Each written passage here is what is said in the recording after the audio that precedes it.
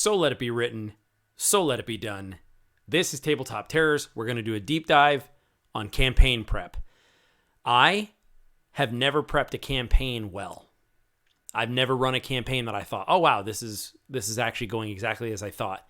And so, kind of looking back, I am very happy to have this topic to talk about because I feel like I've come a long way and I haven't run a campaign in a while, but I'm about to in about 5 days. I'm starting a new home group, so this is extremely topical for me. So Jeff, just as a jumping off point for people who might have watched the Session Zero video, pretend you're the game master and you have all that information. What do you do with it now to get us into the first session of that game to start a campaign?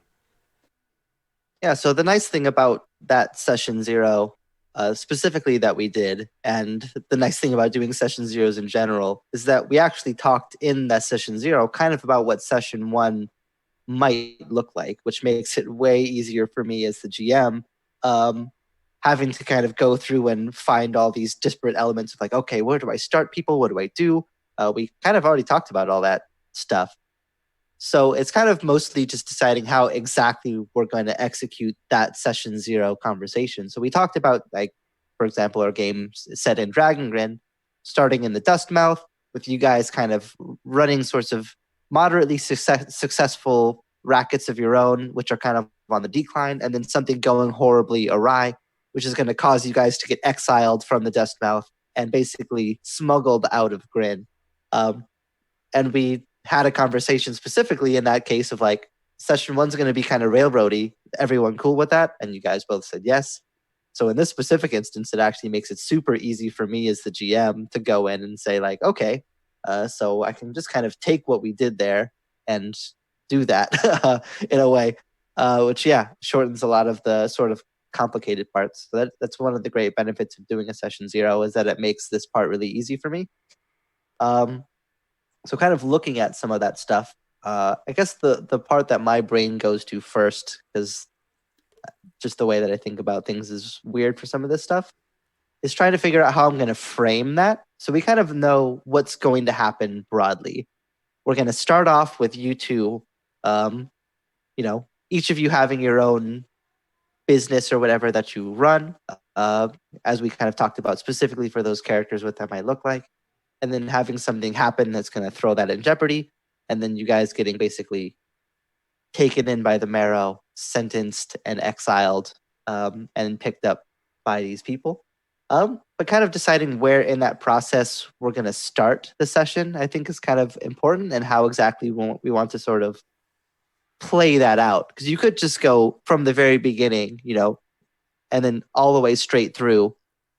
Or we could try to kind of find a way to toss it up that might make it a little bit different, maybe a little bit more cinematic or story sort of based. So I kind of had this idea for how I might try to frame it, where we basically start you either like at the desk of the Marrow, like who's going to be like sentencing you to be exiled right now, and then kind of as he's talking to each of you, kind of do like flashback scenes to sort of start to build back up to how we got there. Or it could even be the sort of thing where like you're on the cart of the rebels who are smuggling you out at the beginning of the session, and then we kind of recount, basically just trying to like settle on a framing device for how we're going to introduce things in. If we're just going to start and go very clean, if we're going to use some sort of narrative trick like that. And kind of deciding that can help kickstart the session and kind of give it the sort of vibe. So since we kind of did the whole sort of crime feel, for me, I think some sort of weird sort of narrative frame thing like that, using flashbacks to kind of get that weird, almost like noir sort of feeling to it, I think could be an interesting way to start it. So that's kind of where my brain started first, but there's a million ways that you could do it.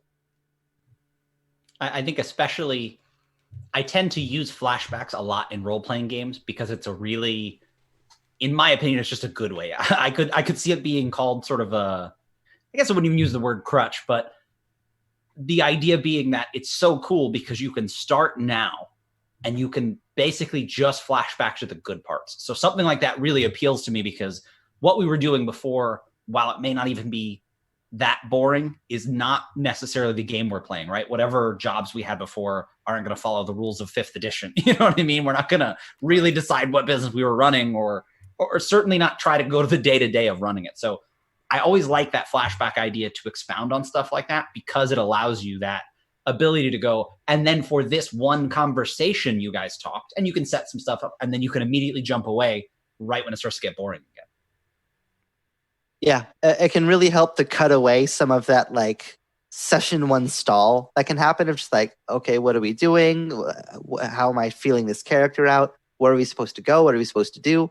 If you can kind of cut back and say like, you get the good part of the conversation, and then immediately you can just kind of chop the sort of middle ground uncertainty away and move back into something where action's pushing. So you can kind of get exposition without that sort of like, everyone's kind of sitting at the table waiting for someone to do something, for something to happen. They don't know if they're supposed to go somewhere yet or not, or if something's about to happen. You can kind of guide that in a way, and make sure that it kind of stays on the track, especially since we kind of talked about it being more railroady than a lot of games might be for this session only, to sort of keep that going in the direction that it's supposed to go. Yeah, and I think that something you mentioned there is worth lingering on for a second, which is session 1 stall. This is new to everyone. We don't know yet. There's a television show that I absolutely love called Parks and Recreation. That whole first season is like their session 1 stall. It's like they don't know the character of Ron Swanson yet, but they still go through the motions. They still do the things, and it still makes you smile and even laugh to a degree. But if anyone ever wants to watch that show, I say start on season 2, and you'll pretty much be right where you need to be, in my opinion. So just know that when you go in, a lot of this is figuring it out. So you will feel a strange sensation that maybe it's not going smoothly. The thing is, even if it is going smoothly, that sensation will still be there because it's unknown. And don't confuse not knowing exactly how things are going to fall yet with it going badly.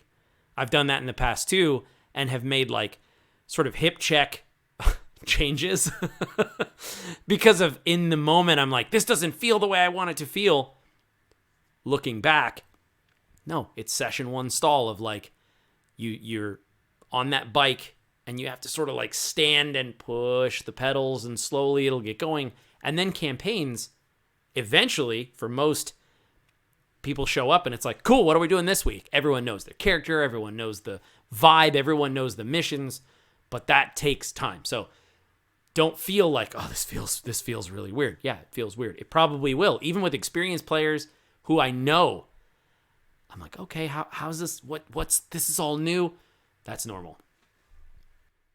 And that's a really good thing to bring up, because specifically as the game master, I think you were talking there, Tim, where, you feel like, oh, this isn't how I want it to feel. And to some degree, you feel responsible for that. And one, if you did have a session 0, which you definitely should have, you can feel confident throwing the players into something. Like Jeff said, we kind of agreed that it'd be railroady. So he knows that he can prep something that's relatively on rails for that first session because we agreed to it. There's nothing wrong with asking your players what they expect or what they want the first. Some people may not know, and that's okay. But that brings me to the second point, more what you talked about, Tim, where if you as the game master feel like maybe it doesn't feel like what it should be, the players are potentially feeling that way too. And this is another thing that really diving right in does, is if you dive right in and, we're shackled to each other in a covered wagon to be taken to our deaths. That's a really serious kind of, there's not a ton we can do. We have to make decisions. We have to maybe make friends with each other, whatever. But it gives us fewer things that we can do. So it's almost like a kickstart. It's having somebody push you on the bike a little bit, in my opinion, because it's like, hey, you don't know everything your characters will do and say, but what would they do and say in this extremely specific situation? And then you can kind of start to get primed to your character because you're forced to do something. And I really like the way that happens when you really just throw characters in. They have to make decisions.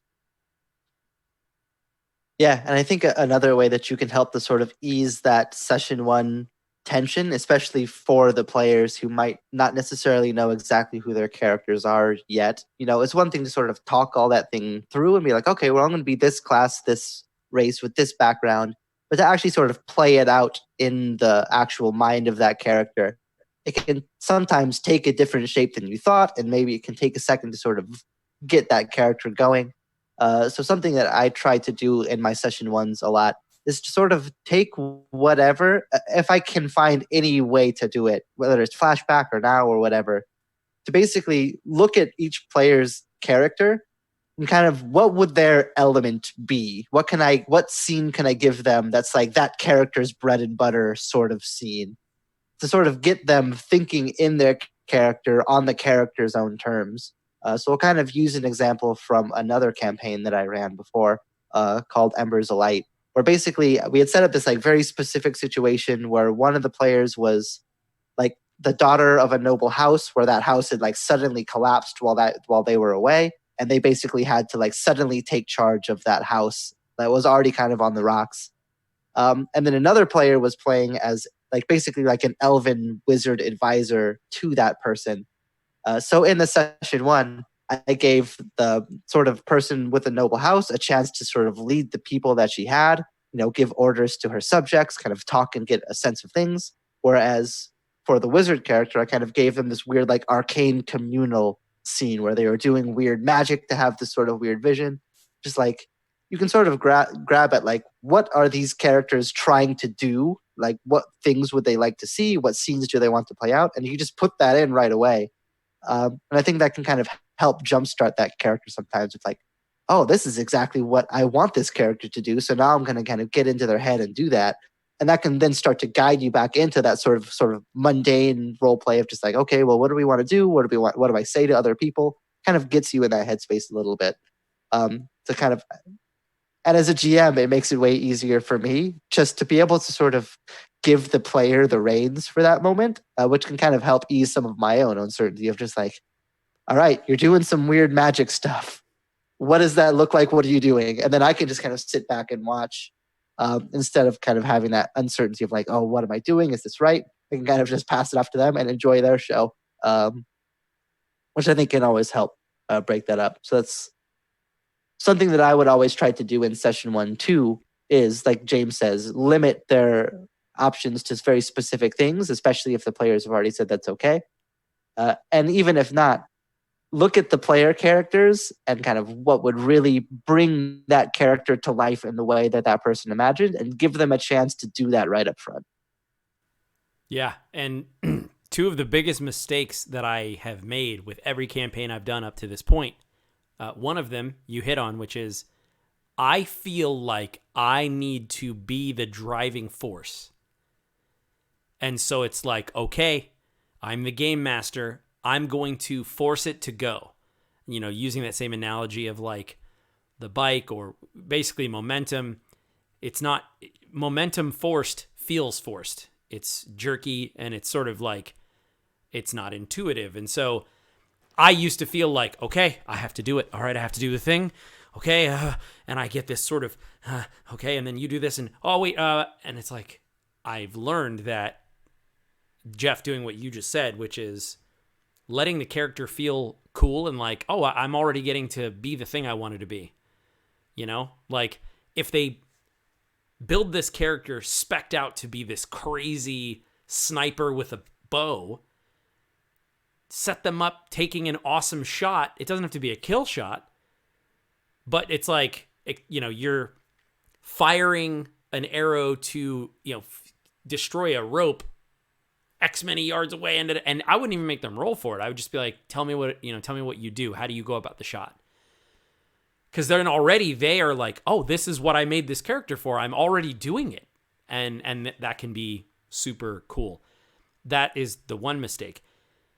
The second mistake that I would make, and I think that this is, I'm slow to say something like this, but I would say universally, I would give this advice as, if you listen to nothing else, I wish someone would have told me this, and I think it's evergreen, which is, do not overcomplicate the beginning of your game.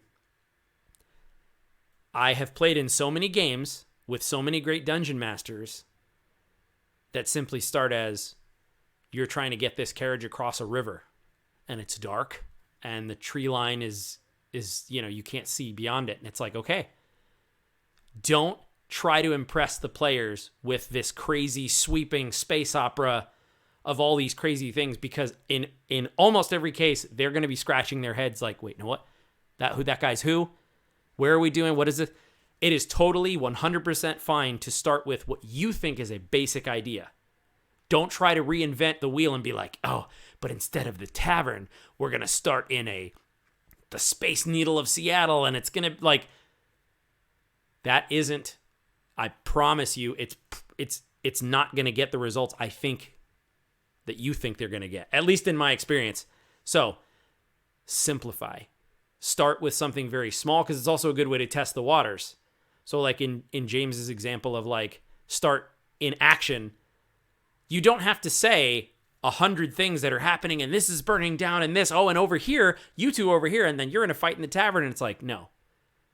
You say you want a lightsaber fight? Boom. That's it. Okay. 2 Jedi pull out lightsabers and 2 Sith do the same. That's it. And you're kind of like, okay, a little bit of setting. What do you guys do? We're in. You know what I mean? So I just wanted to throw that out there. Those are 2 mistakes that I'm like, man, if I could do anything differently, it would be those 2.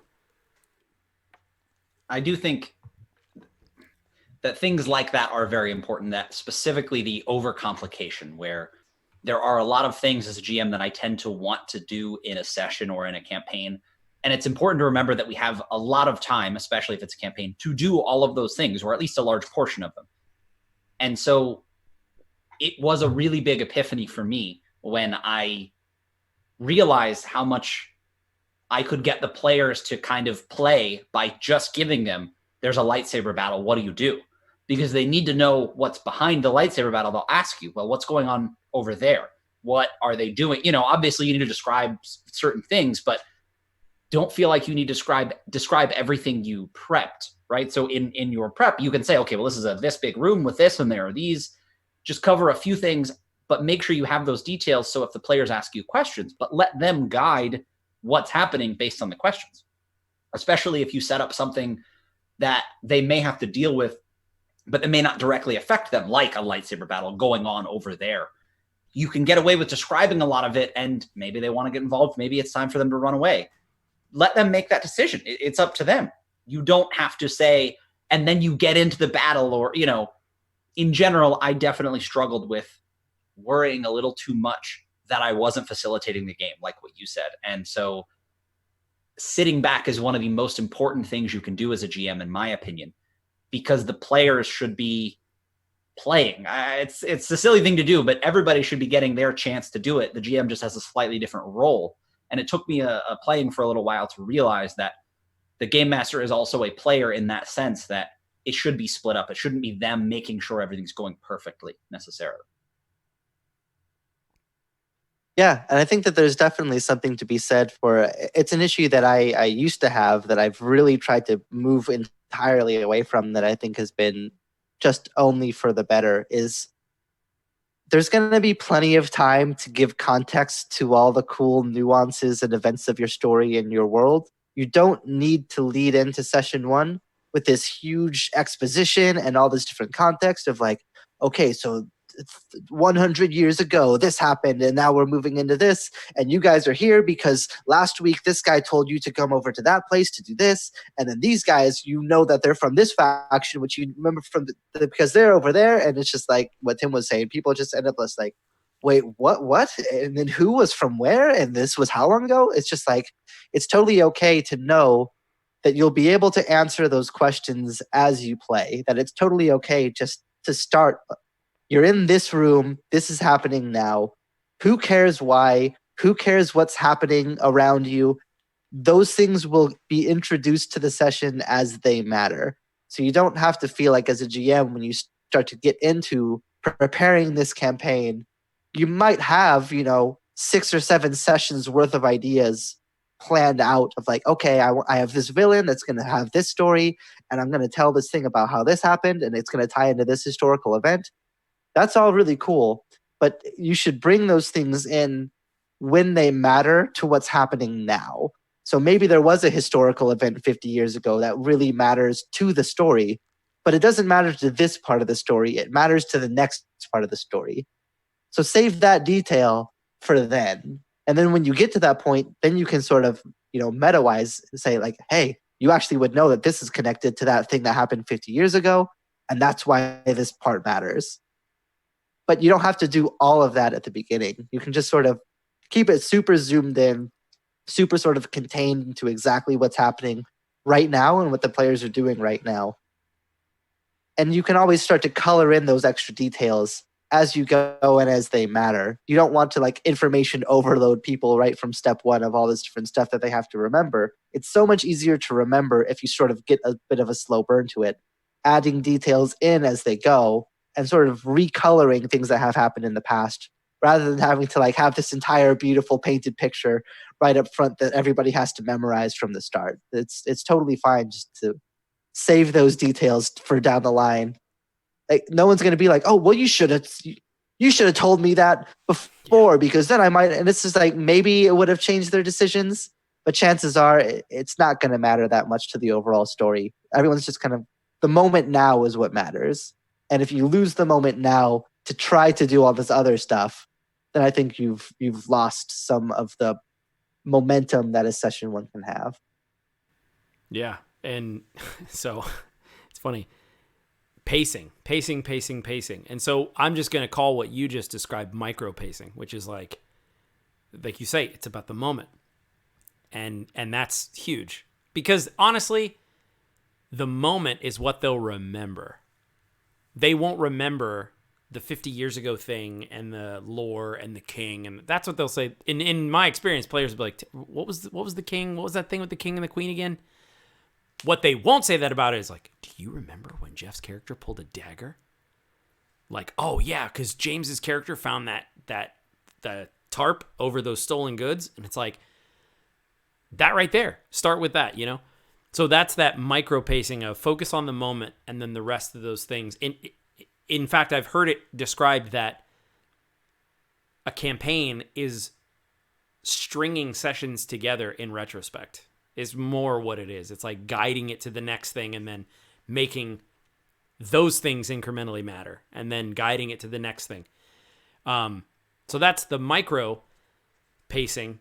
I want to talk about macro pacing. The other thing that I was just the worst in the world at, which is take a good look at any TV show and the amount of information that they reveal is very unique to what I was doing.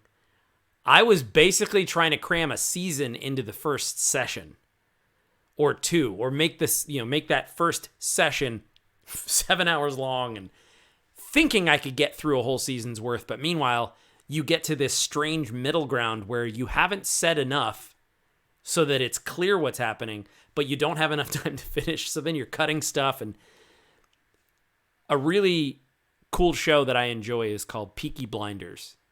It's on Netflix, and they do a really good job. Their seasons are 6 episodes long. There is no fat. There are no filler episodes. RPGs can be a little different. What's considered a filler for television can be some of the coolest, most rich, fun stuff in an RPG. Like stuff that would be absolutely boring to watch on TV is so fun to play if that's where the group is at for the moment. So in the same way that, Jeff is talking about if you like overload them in that moment, I used to overload entire arcs trying to just get them to the place where I could reveal that the queen was a doppelganger, That can be a whole episode, a whole season's worth. And look at a TV show's pacing. You probably don't even hear about that story arc or even the hints of that until like the 3rd, 4th, 5th episode. And then it makes way more sense because all the advice that these two guys have given so far, I sort of let them find their pace. Everything's kind of cool. I let characters have their moments. The group's starting to sort of gel. People are developing intergroup relationships in terms of how they relate. Now that's all done.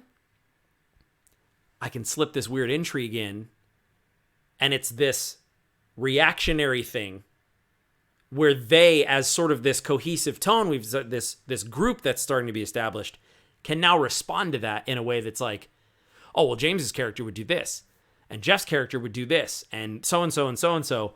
If you introduce that stuff too soon, it can actually destroy what you're envisioning for this long mega plot, because the characters don't know who they are yet. And they don't know if they would care or why they would care or whatever. So that would be my advice, is don't try to shove your... It's exciting. I know you want to tell them that the queen is a doppelganger. That's so important to you.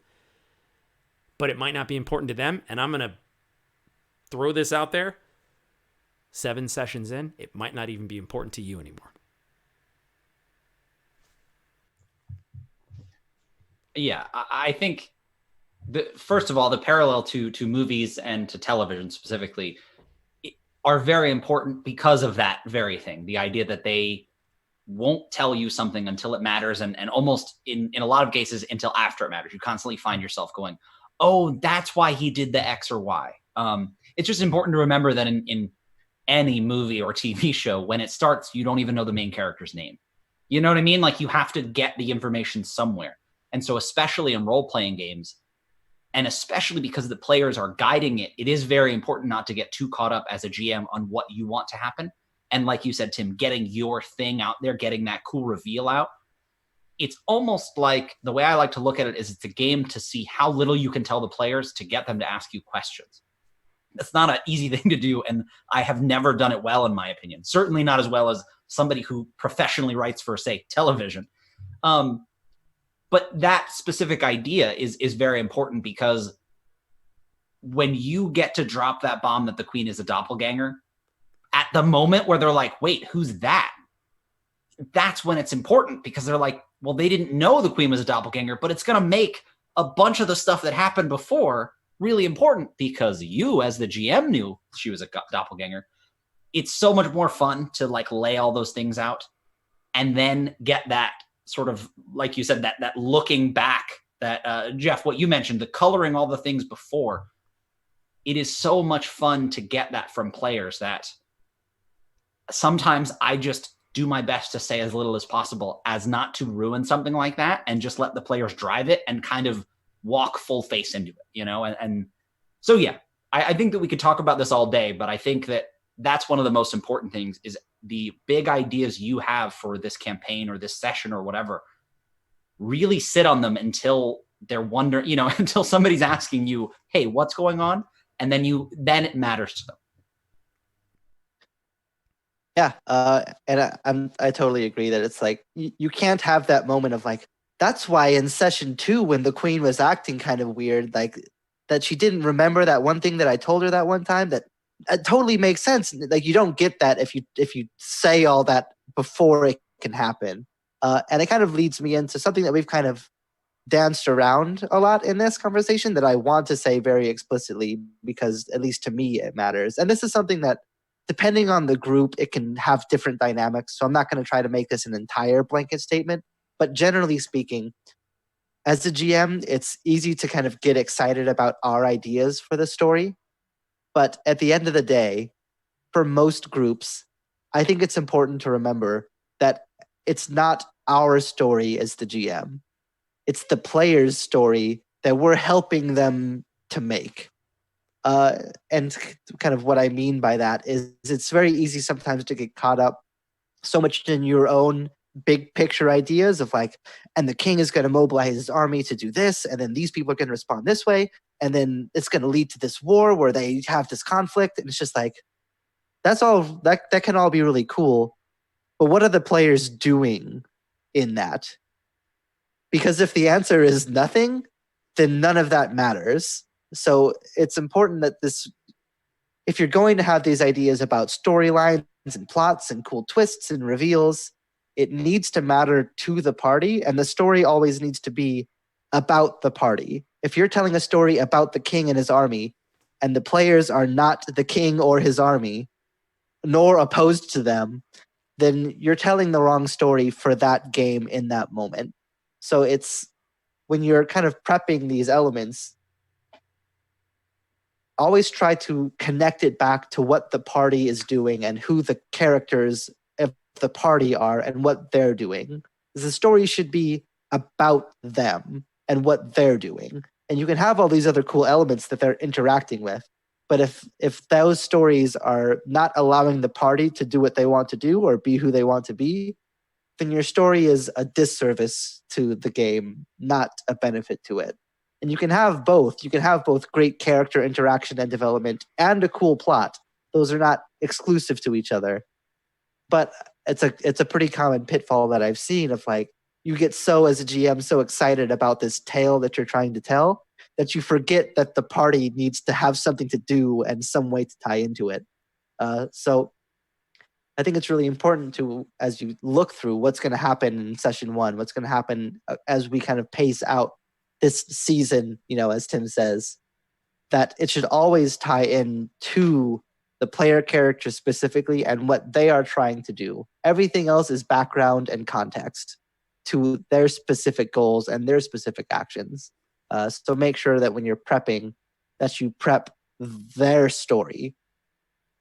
And there can be a bunch of other cool elements happening, but it needs to stay their story above anything else. And I think it's important, at least for me, to outright just say that specifically. No dancing around it, no kind of talking near it. Of just, it's their story and it needs to stay their story. And when you prep, that's how you should think. At least that's my opinion. Yeah, I think that's probably the reason why I had such bad campaigns, especially when I was first starting out. When I was first starting out as a game master, I did the exact thing you're saying not to do, but I had no idea, at the time. You're just like, I thought, I'm the dungeon master, I have to come up with a story. It's so simple now to look at it and say, like you say, if it's to use media, if it's a TV show or a movie, the main character's story is why you're doing it. The inciting incident of what changed in their life that day to make this the story. And so I looked and I just kind of did a tally of the campaigns I tried. And I'm like, why didn't these ever take off? And I think it's because of what you're saying is everyone made their character in a vacuum. So we didn't do a session 0. Didn't know what that was. Which that's its own set of problems. But putting a pin in that, I could have even said, oh, cool. All right. So you're a cleric halfling and you're a rogue and thought, as you say, okay, cool. What's your story? Why are we here? What does it matter? But instead I did exactly what you did. I'm like, all right, I made a separate story over here with all the stuff happening to other people. And the players almost felt like they didn't ever say this to me, but like feeling back, I'm like, okay, they were trying to wiggle their way in. And me as a game master, I'm like, okay,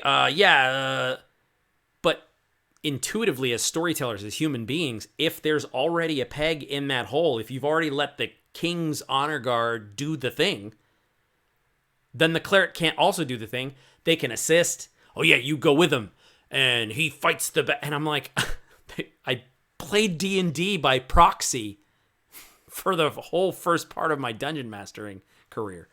So that's actually, I'm glad you said it that way, Jeff, because looking back, I'm like, oh, yeah, that's what I was doing. I don't do it as much now, but even hearing it, I'm like, oh, okay. That's good to just have written down. For me, I have to remind myself of all of these things when I start prepping. And the reason I bring that up is I just want to make a quick point. I've played in a lot of Tim's games, some of the ones he's describing, and they were still a lot of fun.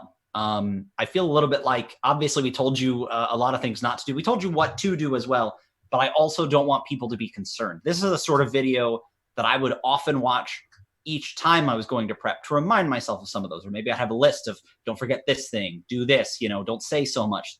I kind of prepare myself. But the reason I bring that up is because what Tim's describing, we still played D&D and it was still fun. And his feeling, having been the game master and especially really diving into it like this, it's very easy to pick out all the things you would have done differently. There's never been a session I've run that I said, oh, I should have done this. Or in the moment, had I realized, I would have made it this instead.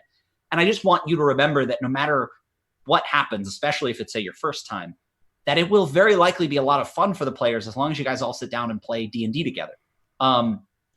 This to me, like game mastering in any sense, to me is sort of I'll say as lofty as it is, a lifelong pursuit. I never think I'll be like, well, that's game mastering sort of done for me. I've peaked and I don't think it's ever going to get any better. So I just want to throw that out there that I've been doing it a while. Tim and Jeff, they've been doing it quite some time. I still feel like I have a very long way to go, but I know that I've improved. So just remember that when we're hitting you with all of these things, that anybody can game master and you can still have a lot of fun. But there are just a lot of ways that you can do it better, or a lot of ways that you can do it differently that some people may prefer over others. Yeah, I mean, I don't want to get too into these weeds because that's an entire different topic, but I can say, like, as a GM, after years of GMing now, the amount of sessions that I finish and immediately feel like, yes, that was amazing, I nailed it, almost zero. Like, still to this day, like every single session I run, I'm like, oh, was that even good? Was that fun? Was that interesting? Did I tell a good story? Still, every single time I run a session, I still have that feeling. So yeah, I do think it's important. Like, it's easy to kind of get information overload sometimes for this sort of thing. And all these things do matter and they can affect how much fun games are.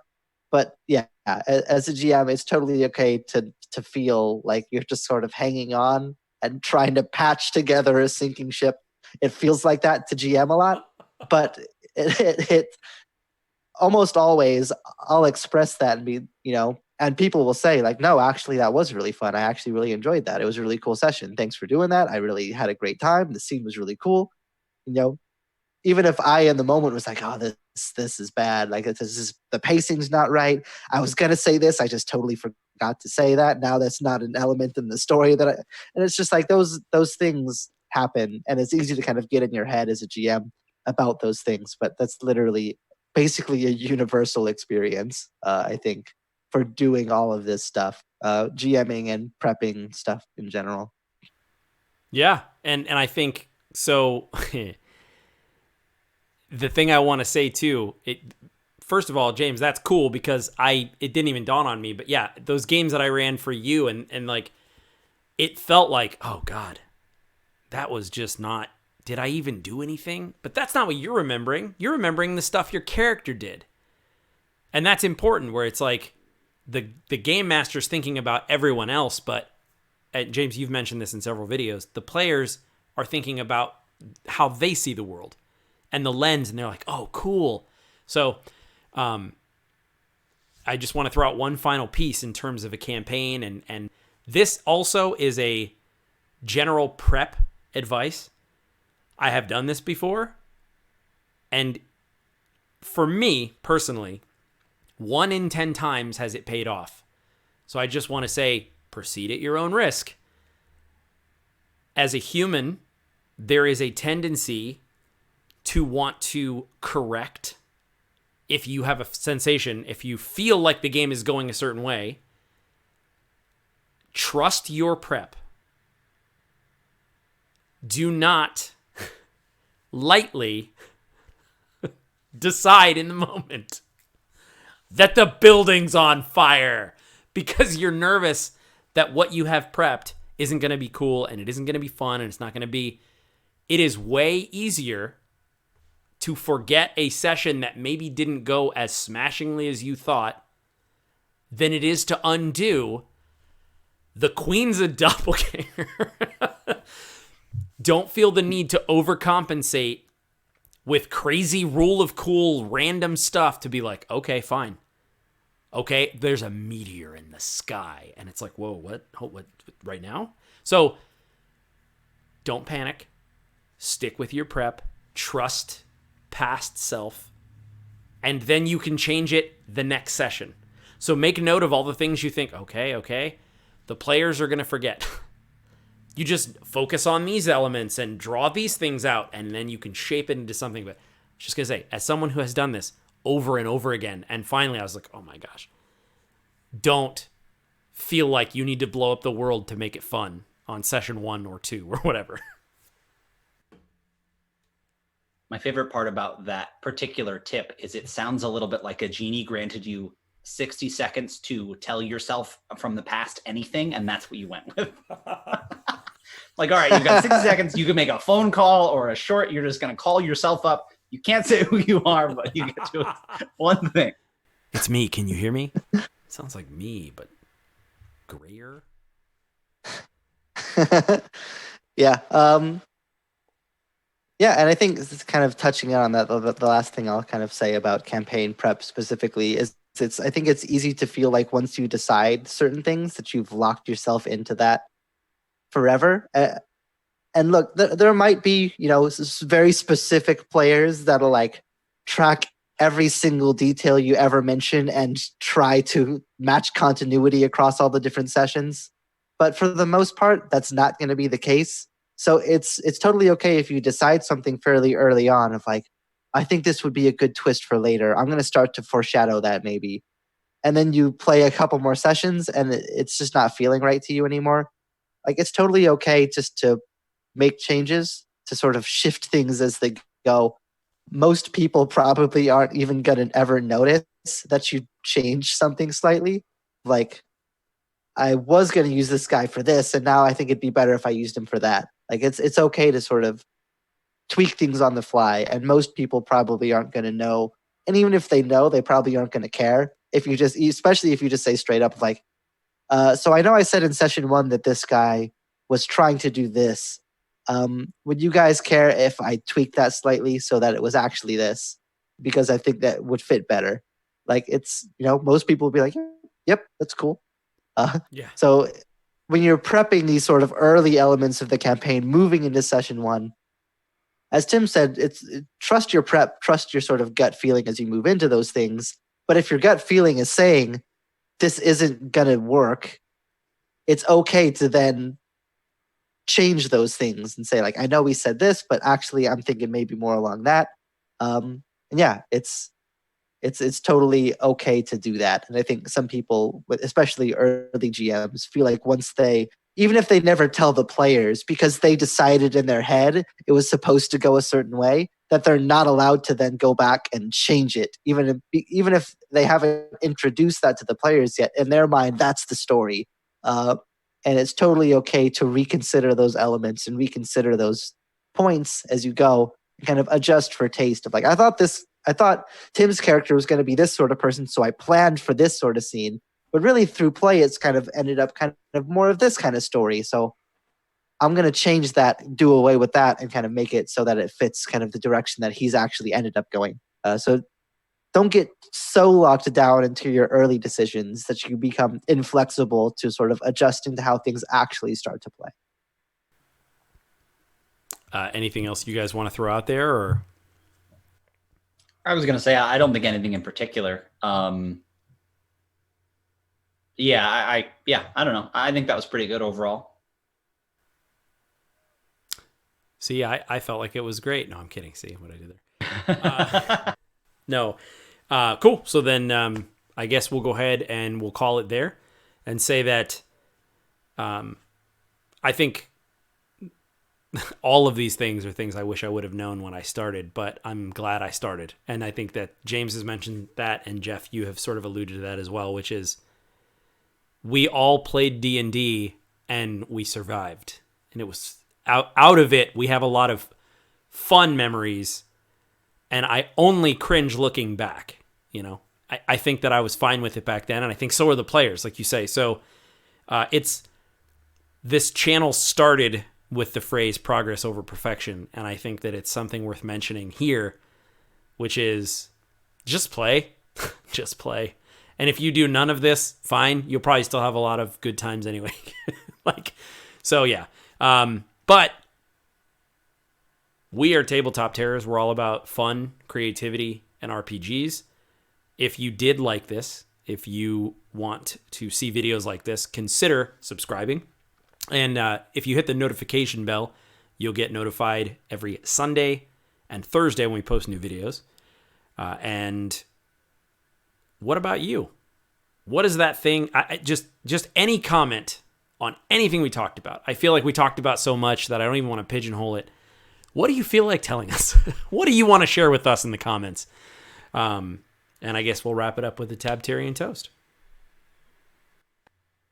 May you mend the first break. May you kill the first snake. May you conquer everything you undertake. Sláinte. Oh, I gotta turn the label. Both of us do it. Don't want to get sued. Jeff and I both are like, I like to enjoy a nice rain, total body fuel, especially strawberry sublime, 0 calories, coenzyme. I'm Q10. prepping my campaigns. I like to enjoy the crisp, refreshing taste of a Pepsi Max. You gotta do that. That's when my drinking habits of. Well, no, that sounds. My drinking has really caught up to me. I think we should do a video. So we have, listen, I'm a functioning day drinker. No, when I go like this. I think it's apropos in this case. Subscribe to